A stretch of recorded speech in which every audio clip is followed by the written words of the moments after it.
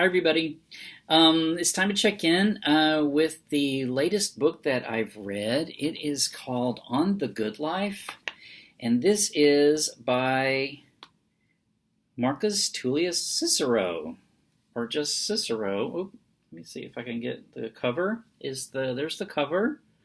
This is a Penguin Classic book, and the cover in the e-edition here is pretty bare bones. The thumbnail, if you were to see the thumbnail in my library, it's actually, pretty cover art. That's an ancient sculpture, but when you actually open the book itself, this is what you have for the cover. So I don't know. I've seen this, sometimes with ebooks where this is the case, and I'm sure there's probably a logical and reasonable explanation for this, why the publishing industry does this. But until I know what that reasonable answer is, then I reserve the right to be annoyed by it. So anyway, to the book. So this was translated. This book itself is a collection of 5 works by Cicero on 5 different topics. So it's a kind of a collection of some of his writings that was put together and translated by Michael Grant, and it was published back in 1971. And so Michael Grant, I looked him up because his name sounded really familiar to me, and so when I looked him up, I realized that I had actually read another of his books like years and years and years ago that I no longer even own this book. It was called The Rise of the Greeks, and I believe they even maybe at the time did a PBS special on this book or around this book.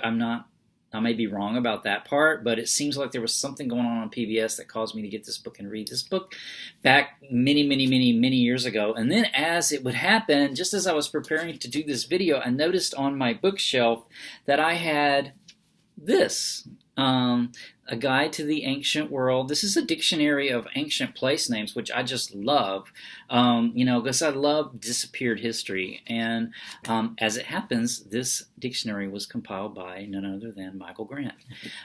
So Michael Grant was apparently a very famous, he died in 2004, but he was British, a British scholar who really popularized a lot of ancient writing and information about the ancient world, meaning, he could take the academic knowledge and sort of sift it through and condense it and tell, a condensed story, to the general public that didn't necessarily have a background in ancient history. And, so he was a great popularizer of this sort of ancient work, and he was apparently very prolific with publishing works. And as I mentioned, this one was actually put out in 1971, which was very cool. This book was actually, these five themes, 5 topics that Cicero wrote on. Michael Grant does a nice introduction to this book and really does a really good job of sort of putting each of these 5 writings of Cicero in a context that really makes it relatable and really, really makes it accessible, I think, to the average reader, which I consider myself, just an average reader that doesn't have any special education around ancient history or ancient thinkers or ancient, people. So I thought it was that he did a great job with that. But on to the 5 topics. So the first one is called Discussions at Tusculum, and this is, the whole theme of this whole compilation really is what is a good life. And so this discussion, Cicero has written this work in the form of a discussion among friends about what is a good life. So it's a kind of a discourse where, they ask each other questions and they respond to each other, and they're really talking about what it means to have a good life. And I think this Discussions at Tusculum, I think it had multiple volumes. There's only one particular volume that is reproduced in this work on the good life, and it's the 5th of the five volumes that pertaining to this one discussion at Tusculum. So the first one that's not a part of this is about how not to fear death, and then the second one is how you can really endure pain if you want to. These are all recurring themes that are really sort of stoic in their outlook, I think. Michael Grant speaks a little bit to this, how the different schools of philosophy that Cicero was influenced by in his day. And, philosophy then had a different meaning to people than maybe it does now. Philosophy then really was concerned with how a person should live. We think of it now as a discipline that actually studies just being and ways of being and knowing. But I think back in the ancient time, it was really a practical thing, and there were different schools of thought. And Cicero really makes a point, that he's going to take what of it he wants from each of the philosophical schools of thought and apply it to his life daily. And he's a very good popularizer when it comes to this, bringing in these different schools of thought and explaining this to then a Latin-speaking Roman audience. And it was really interesting to me to learn that in order to do this, he actually had to invent some words in Latin that did not exist in Latin. But as he was getting this knowledge from Greece, and he was synthesizing it then for a Roman and a Latin-speaking audience, he actually had to invent some words like moral, species, science, individual. All of these words did not exist in Latin before, and so he actually had to invent words to be able to express this information then to a Latin-speaking audience. So I thought that was really cool. But ultimately, so these friends in this first discussions at Tusculum, this first writing, they're discussing like what's a good life, and can a person be happy and not be a good person? And really the argument is made that to be a moral person, that you cannot be happy unless you are you're behaving in a moral way. So it's sort of behavior drives happiness, not happiness drives behavior. It concerns itself with what's the best way to live, and what also trips people up a lot of times as far as their happiness goes, and that would be things like fear of death, or sometimes people put too much happiness value on things that are transitory. And anything that's transitory, it's argued that you can't pin your happiness on that, because if you pin your happiness on something that is transitory, then as soon as it leaves, then so does your happiness. So it's not a stable form of happiness. So that person who has done this is not considered a truly happy person, because their happiness is transitory. It's not an internal part of their being. So another really interesting thing that I did not realize, if you may have heard this parable of the sword of Damocles.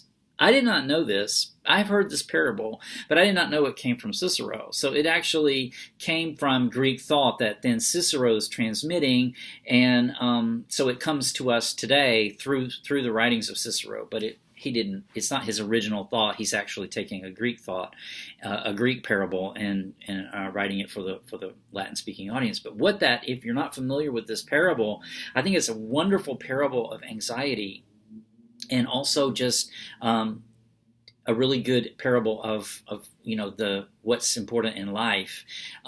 So the story is this. So there's this guy Damocles, and he's talking to a king, and this king has literally everything at his disposal, yet he fears for his life. The king is in this constant state of fear of losing. Either someone's going to assassinate him, something's going to happen to him to maybe invade his territory, something, or maybe with his wealth. But he's built up this really, powerful life. And so to an outsider, to a person who doesn't have this, it might seem like this is the way to happiness, is to have, if I had everything this person had, I would be happy.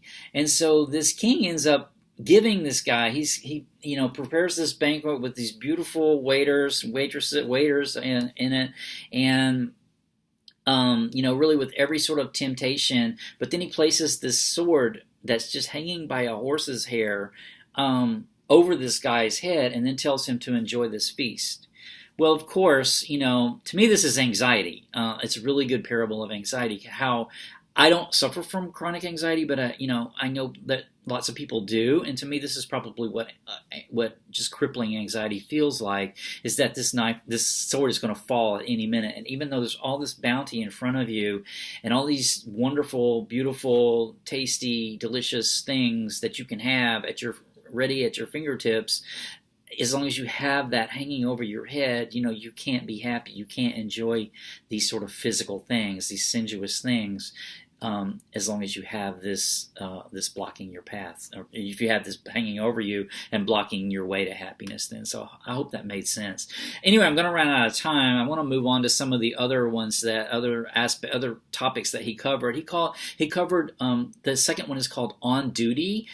And this one was actually the only one of these writings that was not in the format of a conversation among friends. This one, On Duty, reminded me of the book recently that I read on Geoffrey Chaucer, where he sort of came to this crossroads in life where he, lost his position with the wool customs and had to leave London, etc. And then he had all this free time, and that is where he actually used that free time to write the Canterbury Tales. Well, there's something similar happened to Cicero, where the government of Rome was going through this transition where sort of the Republic was ending, and he lost his position of power, and so was sort of at loose ends, and he used this time to write, and On Duty was written to his son during this time. And this On Duty really talks about how that calamities like life can happen to you, like what happened to Cicero, like the politics can change. There can be natural disasters and there can be human disasters. There can be lots of different things that wash over your life that you have no control over. And so, the life lesson there is to learn how to maintain your happiness and maintain your moral values in the midst of all of this change. So the other two, the one was called Laelius. It's on friendship. This one was really good. I'm going to run out of time, so I can't talk about it in depth. But this is about how to make friends. Like he says, people just don't put attention to friends. Most people just leave this up to chance. And friendship is one of the most valuable things in the world. If you have true friends, how friendships can change over time, and they don't necessarily always last because of no fault of anybody's, but because people grow and change in different directions. But if you've reached old age and you still have a friend that knew you in your youth, then you're a very fortunate person. So that was actually my favorite, I think, of the five. Maybe the first one was my favorite. This was probably my second favorite one. And then the fourth one was called On the Orator, and again, he speaks a lot about what's a good speaker. Cicero is known as the main orator. As a matter of fact, when he was assassinated in 43 BC, Mark Antony had him beheaded and his hands cut off. His hands cut off because of his writing, and his head and his hands were taken and put on display in the Roman Forum in Rome. And Mark Antony's wife supposedly stuck pins in his tongue. He was dead. I mean, his head was there, but pulled his tongue out of his severed head and stuck pins in his tongue because of his oration against the tyranny of the emperors. So, anyway, the last one is called The Dream of Scipio, and this one was really cool. This one was kind of trippy and mystical in a way. In this one, Scipio is taken in a dream by his dead grandfather to the spheres, the crystal spheres. This is the time of the music of the spheres, and he sees the earth from on high, and he sees Rome as a little tiny speck on the earth. So it's that was really kind of cool. And I actually read that in the history, there's a history of science fiction that was written, and this was actually referred to as maybe one of the first views of the earth from above, where a human is seeing the earth from the spheres above, and commenting on Earth from that perspective. And science fiction later, of course, that's the primary one of the primary driving forces of science fiction, is to see ourselves outside of ourselves and outside of our current time. Anyway, I'm out of time, so I'm going to let it go at that. My thoughts are, it's just very, it was very accessible, very easy to read. I got, it reads just like it was written, actually, except for the Roman Latin names, which is the only thing I got, sort of confused by, like who. For the most part, it's very accessible to a modern reader and very relevant to a modern reader, so I enjoyed it very much. I'll leave it at that. Stay tuned for the next video, which should be coming up soon. Okay, take care. Bye.